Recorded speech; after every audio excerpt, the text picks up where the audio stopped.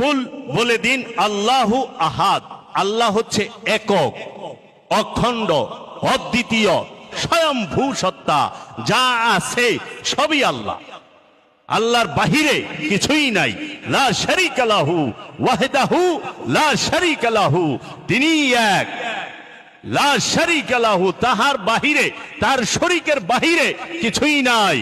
এই আমাদের সমাজে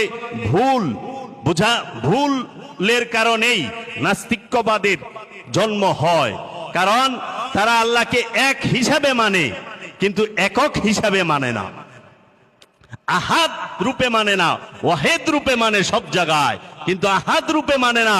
আহাদ হচ্ছে একক, ওয়াহেদ হচ্ছে এক।